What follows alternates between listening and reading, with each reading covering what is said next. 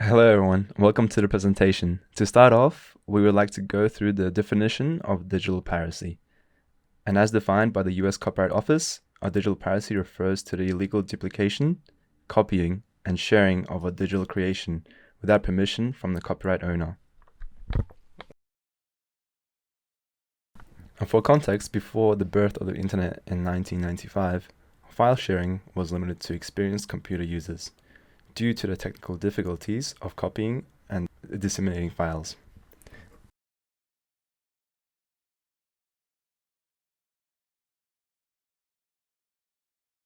However, P2P, peer-to-peer file sharing, a culture became more common to the public with the help of the internet.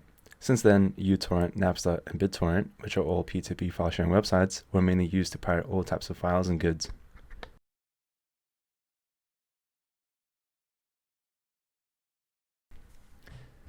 A digital piracy has in fact already happened since the late 70s. During that time, a group of professors, scientists, and hobbyists shared and distributed software's hard copies, as their belief was digital information should be openly accessed.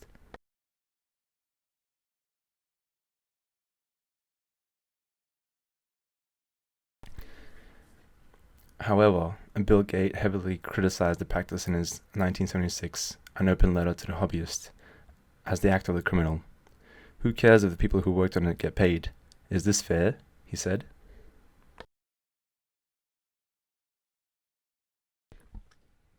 In fact, a digital piracy underestimates the value of intellectual property rights and has led to a new form of business that includes the Shanzai concept in China, involving the intentional copying and parodying of existing products.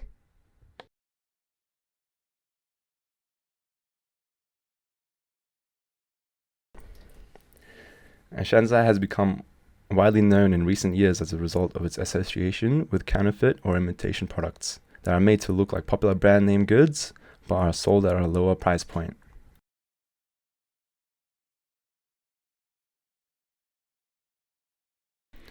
The term Shanzai initially described the practice of building unauthorized mobile phones modeled after popular brands, but now it's associated with a wider range of counterfeit products, including electronics, clothing, and luxury goods.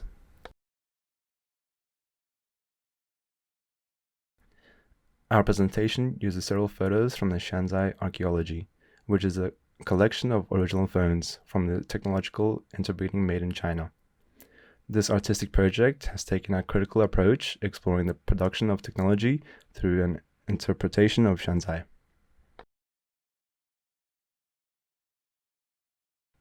Although Shanzai products are often linked with piracy and intellectual property theft, some view them as a manifestation of innovation and entrepreneurship. This is particularly true given how they have transformed the global supply chain for consumer goods.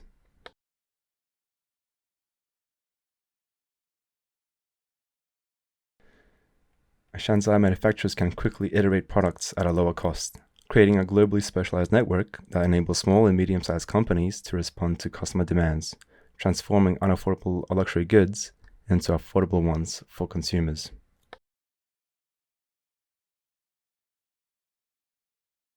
Shanzai has potential benefits, but it's often associated with piracy and intellectual property theft.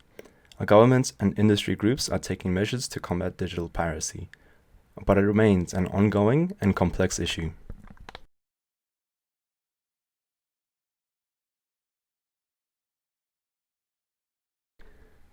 Moving on, we'd like to discuss the issue of authorship and copyright ownership in AI-generated images, particularly the regards to Stable Diffusion, Midjourney, and DALL-E 2.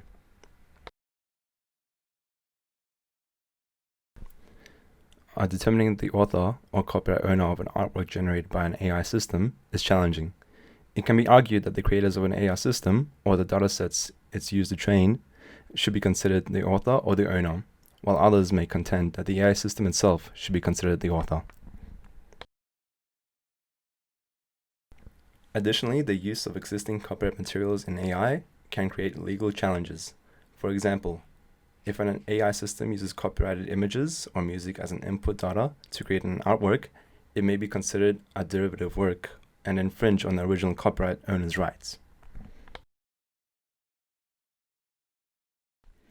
Kelly McKemin was terrified to find her name mentioned over 12,000 times in Midjourney's public prompts, as she realized her work was analyzed and mixed with others to produce the images.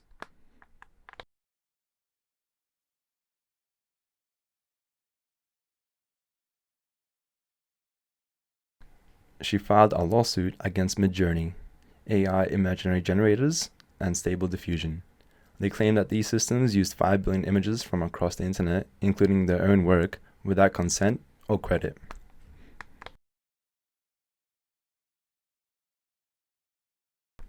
To address these issues, some AI art projects have implemented ethical guidelines and best practices to ensure that proper credit and compensation are given to all contributors. For example, the Creative Commons license can only be used to clearly outline the terms of use for AI-generated artworks and the rights of the original authors and owners.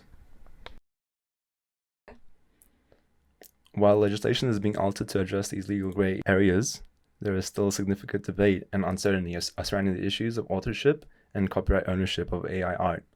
This area of law and ethics is likely to remain complex and evolving. Please, let's have a discussion with these questions. You say, I'll just make a copy for me and a friend. Then he'll make one and she'll make one, and where will it end? One leads to another, then 10, then more. And no one buys any discs from the store. So no one gets